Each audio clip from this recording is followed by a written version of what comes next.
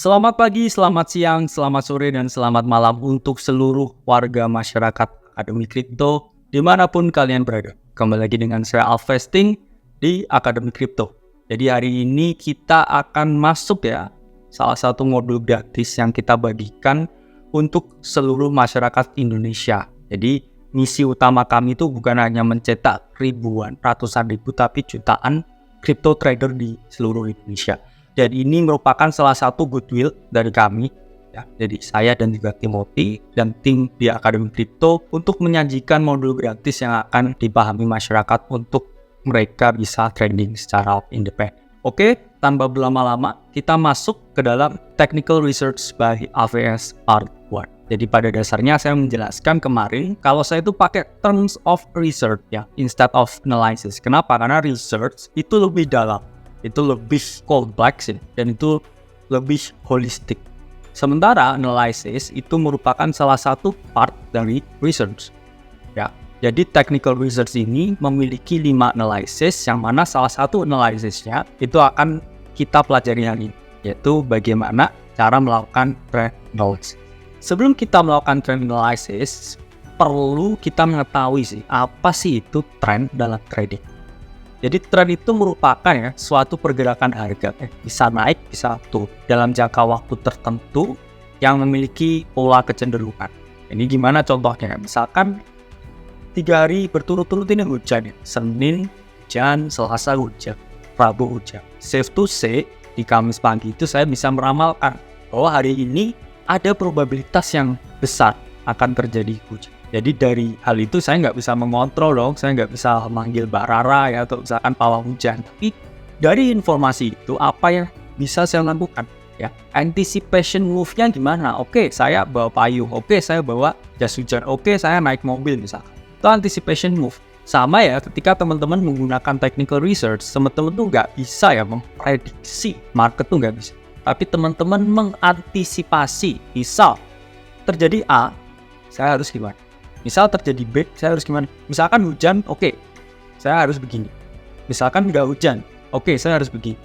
Nah itu technical research merupakan salah satu bentuk untuk mengantisipasi keadaan yang kita nggak tahu. Dan mengapa sih perlu melakukan trend analysis? Yang pertama kamu kalau nggak tahu arah pasar kemana kamu jangan berharap memperoleh keuntungan.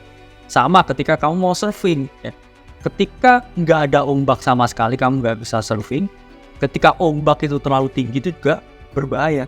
Jadi sebelum kamu masuk ke dalam pasar untuk open posisi, pastikan kamu tahu pasar ini ada di keadaan apa atau ada di fase mana. Itu baru kamu bisa membuat suatu bias dulu. Oke, marketnya naik, berarti bullish. Berarti bias saya itu adalah buy or long. Kemudian ketika kamu sudah punya bias ketiga ini kamu bisa menentukan posisi masuk. Oke, trennya naik. Oke, saya mau buy long. Di mana? Jawabannya itu ada di key area-nya. Jadi ketika kamu buy or long itu kamu di support atau demand area. Tapi ketika kamu mau sell short, dan itu di supply area atau di resistance. Itulah mengapa di 4 di sini pentingnya untuk melakukan trend analysis itu teman-teman tahu posisi keluar itu di mana. Jadi jangan cuma tahu masuknya tapi nggak tahu keluar. Sama ketika kamu masuk perguruan tinggi tahu masuknya ada tes wawancara SBMPTN, keluarnya melalui tugas akhir atau skripsi.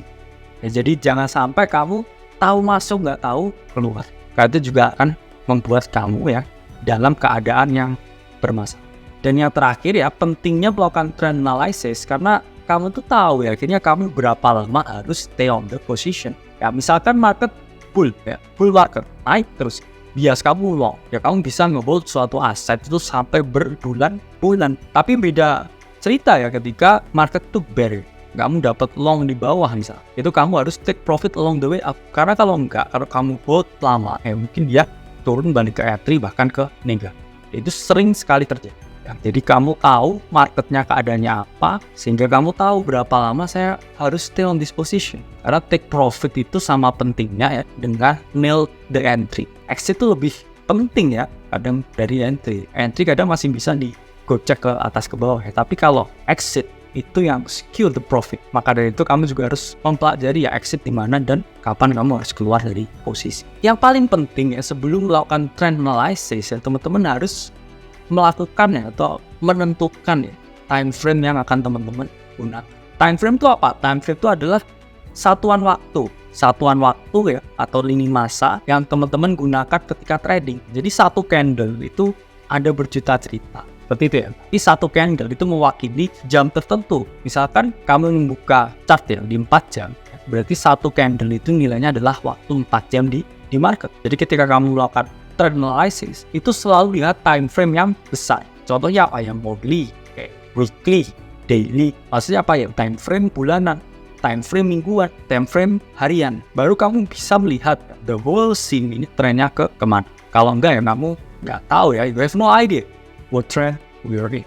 Trend itu gimana lihatnya ya? Jadi teman-teman buka aja TradingView. Kenapa? Karena 90% platform trading di dunia itu menggunakan hampir semua TradingView, especially ya crypto.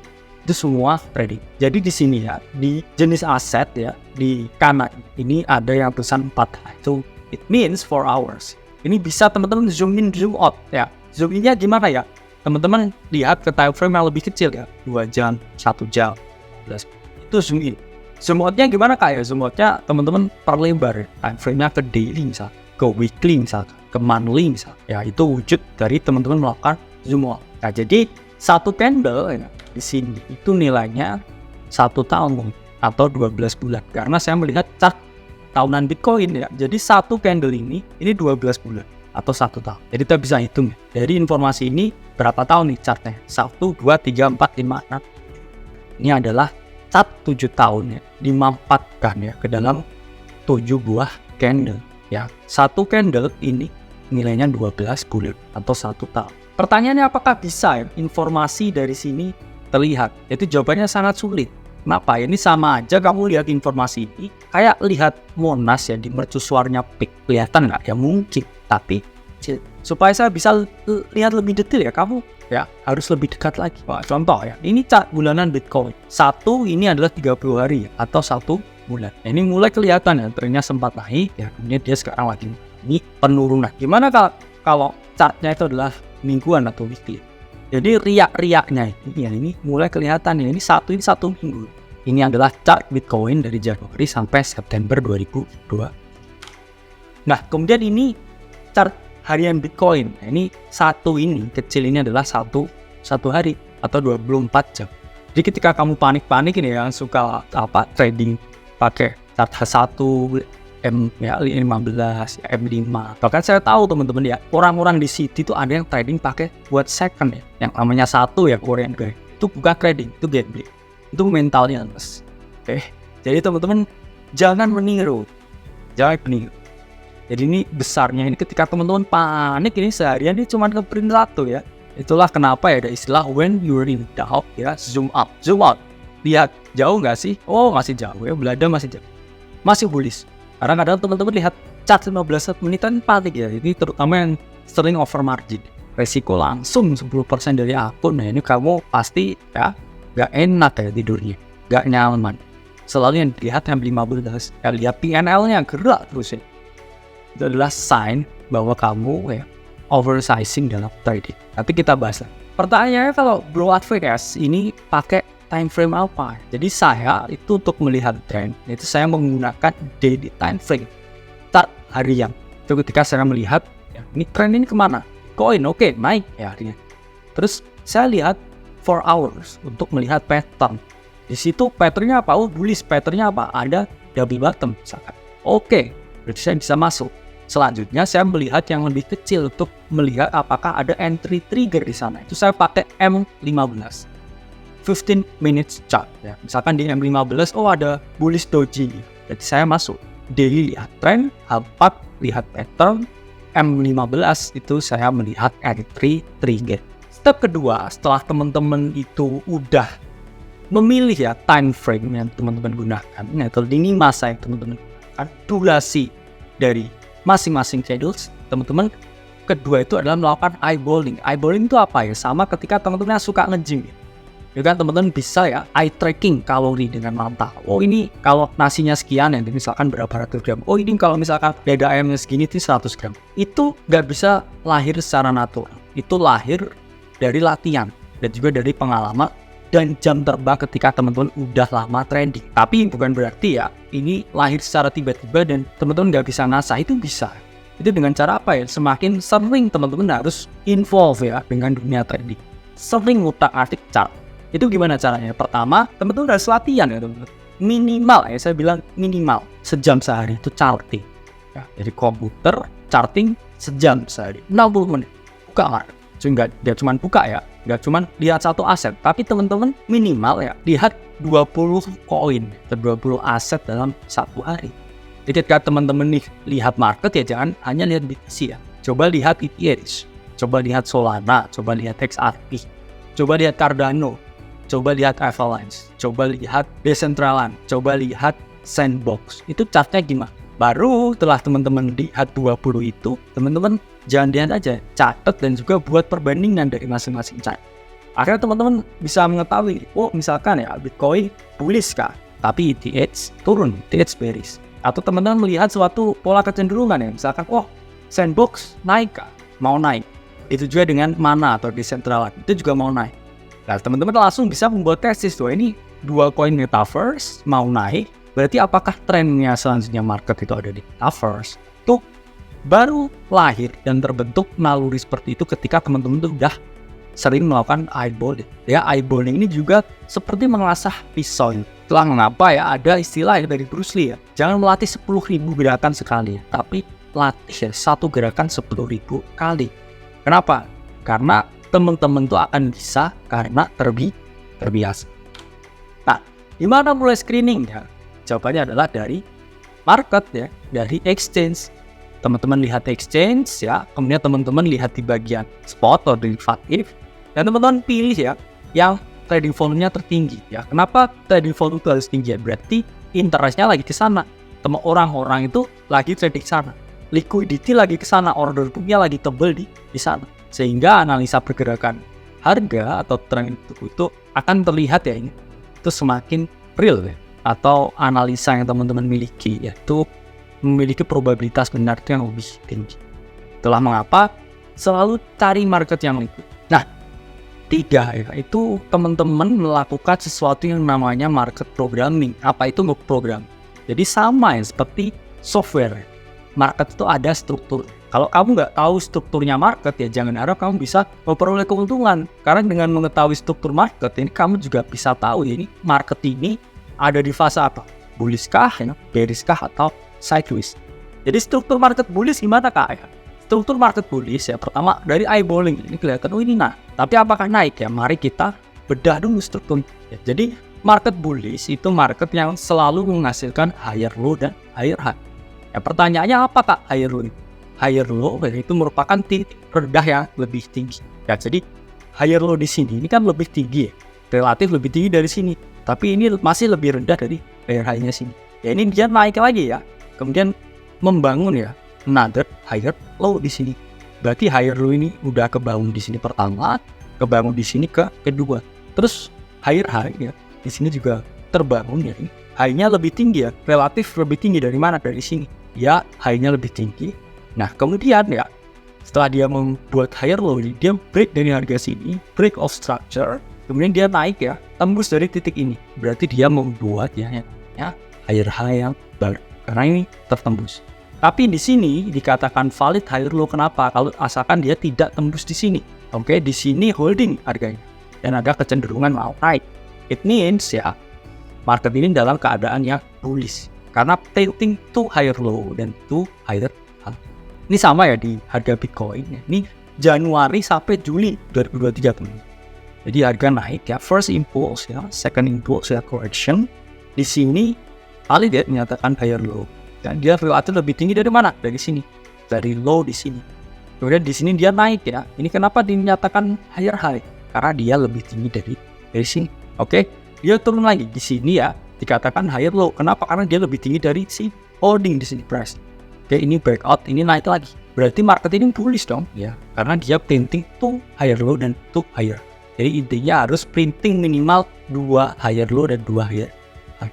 Kalau struktur market bearish gimana Kak? Jadi dia printing selalu lower low dan printing selalu lower high. Kenapa itu? Lower high itu apa? Itu titik tinggi yang lebih rendah. Ini kan titik tinggi, relatif lebih tinggi. Dari mana? Dari sini. Tapi dia kan semakin turun juga ya. Ini tinggi, tapi dia tingginya itu semakin ke bawah. Sama juga lower low ya. Ini titik rendah yang lebih rendah. Jadi titiknya udah rendah di sini. Relatif lebih rendah dari mana? Dari sini. Tapi dia juga printing another lower low di sini. Sehingga dia turun terus saja. Contohnya di Bitcoin. Ini ya, harga first impulse turun, lower low. Kemudian di sini sempat naik sedikit ya. Kemudian dia turun lagi ya. Ini another lower low. Kenapa another low ini? Karena dia lebih rendah daripada sini. Low-nya di sini lebih rendah lagi di sini. Kalau di sini lower high-nya, ini dia ya sempat membuat lower high di sini, kemudian membuat lower high di sini, tapi dia nggak break dari sini ya, nggak break dari titik ini, nggak yang naik, nggak yang reversal ke atas.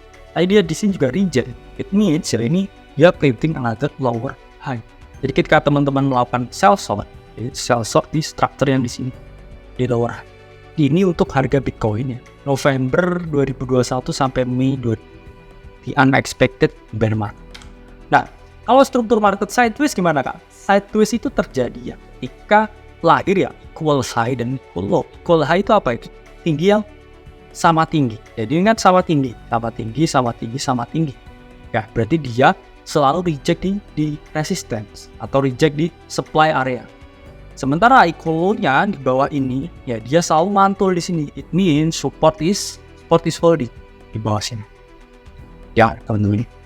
Jadi dia selalu istilahnya berkonsolidasi ya in a tight range di dalam area konsolidasi support dan resistance yang sempit. Itu adalah ciri-ciri market ini ada di sideways. Harganya nggak kemana-mana. Harganya cuma konsolidasi di situ-situ aja.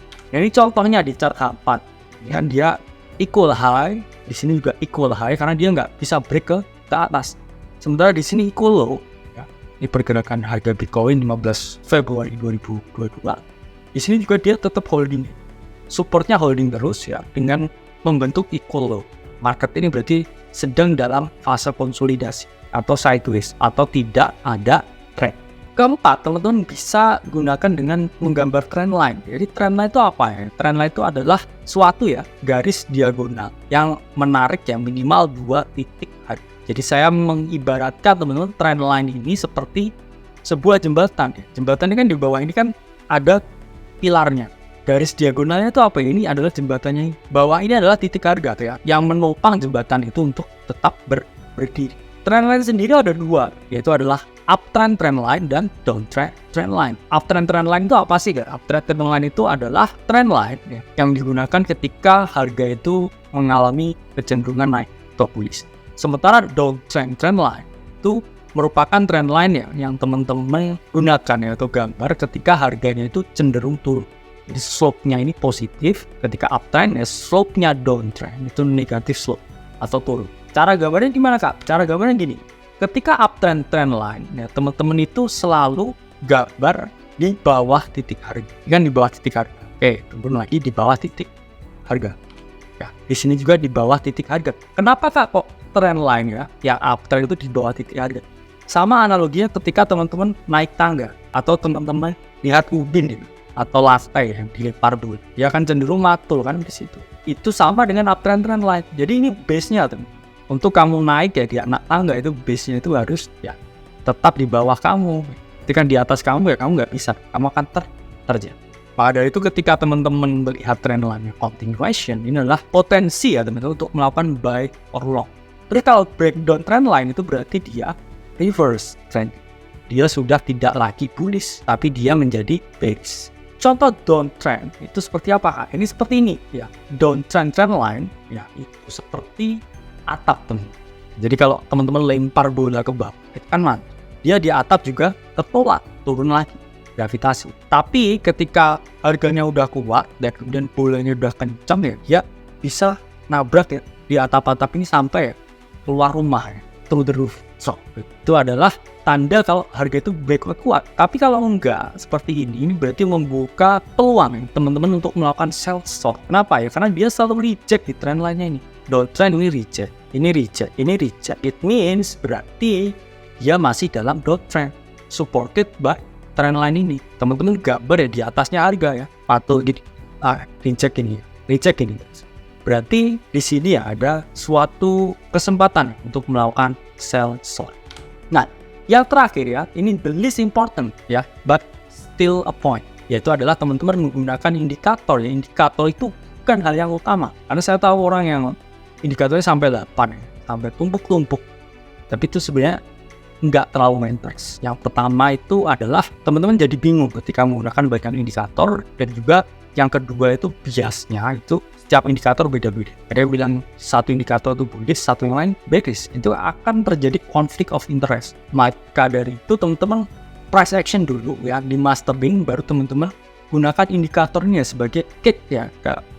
Teman-teman layering indikator itu adalah buah kecil di atas. Jadi salah satu yang paling umum yaitu adalah menggunakan moving average. Jadi moving average itu adalah indikator yang meramu rata-rata pergerakan harga. Jadi ketika saya buka chart daily, kemudian saya lihat ya MA20, berarti itu rata-rata harga 20 hari terakhir. MA10 rata-rata harga 10 hari terakhir. Cara menggunakan MA yang gampang gimana Kak? Yaitu ketika harga itu ada di atas moving average, it means biasanya kamu adalah melakukan buy or long. Tapi ketika dia breakdown, ini kan menunjukkan ya kalau ada switching trend reversal. Kalau ini harganya itu mau turun, berarti kamu short sell atau sell short ketika harga ini berada di bawah moving average. As simple as that. Kemudian kedua, di sini Bollinger Bands. Jadi Bollinger Bands ini merupakan indikator yang unik, kan dia indikator trend dan juga indikator osilator at the same time. Gimana maksudnya Kak? Jadi yang di tengah ini dia adalah MA20 teman-teman. Tapi dia uniknya dia itu punya upper band dan juga punya lower band. Fungsinya apa ya? Jadi ketika dia menyentuh di sini ya lower band ini, it means dia dalam keadaan yang oversold. It means dia punya kecenderungan untuk naik. Tapi kalau dia di sini ya, ini artinya dia overbought, terlalu jenuh beli, sehingga koreksi mungkin terjadi. Jadi Bollinger Bands ini suatu alat yang komplit ya. Maka dari itu banyak sekali ya orang-orang yang meng-cover buku dan video, dia trading itu hanya menggunakan Bollinger Bands as the main tool, karena se-efektif. Nah, kemudian yang terakhir ya menggunakan super trend. Teman-teman, super trend itu apa? Ini sama kayak moving average, tapi dia ada areanya. Dia ada arsiran hijaunya di sini. Di sini arsiran merah. It means ketika harga itu ada di atas super trend yang hijau, biasanya adalah buy or long. Jika dia ada di bawah, itu berarti market ada di fase bearish. Teman-teman bisa sell short atau jual aset dari teman-teman miliki. Timbullah pertanyaan, lalu ini kan kakak mengajarkan 5 poin, 5 metode. Apakah saya harus menggunakan semuanya atau salah satu aja? Jawabannya, ketika teman-teman menemukan setup trading yang mana 5 poinnya ada bersama, it means teman-teman memiliki ya trading setup yang memiliki high quality. Probability win-nya tinggi. Contohnya, eyeballing, dia naik Kak. Oke, kedua, kamu coding ya marketnya, kamu programming marketnya. Dia membuat ya 2 lower high, membuat 2 high low. Terus kemudian saya garis trend line-nya Kak. Udah saya garis trend line-nya itu dia selalu bounce di trend line. Oke. Terus kemudian ketiga ya, dia disupport ya sama indikator. Nah, itu berarti ini adalah high confluence trade setup ya. Udah secara kasat mata dia naik ya, selalu membuat 2 higher low, kemudian trend line-nya ini juga di respect sekali, dan juga dia misalkan ada di area oversold di Bollinger Band. Ini perfect ya. Apa yang terjadi ketika di sini? Dia mantul. Apa yang terjadi ketika di sini ya? Dia respect trend line ini. Dia juga di area oversold, mantul juga. Turun juga ke sini. Dia oversold lagi di sini, dan juga trend line ini terus holding. Ya, create another higher low. Kalau kamu buka posisi di sini ya, dia naik dan kamu akan memperoleh keuntungan. Ini sama ya dengan downtrend. Jadi dia terus ya programnya yang membuat ya creating ya another lower high. Ini low, lower high, lower high. Terus dia juga respect the trend line dan terlihat secara kasat mata itu bearish, dan juga secara indikator Kak dia selalu reject di MA50, reject di MA50 tuh. Kemudian di sini reject di MA50 ya. Sama juga di trend line ini. Dan juga dia create another lower high. Berarti probabilitas kamu short sell atau sell short di sini itu sangat tinggi untuk memperoleh keuntungan.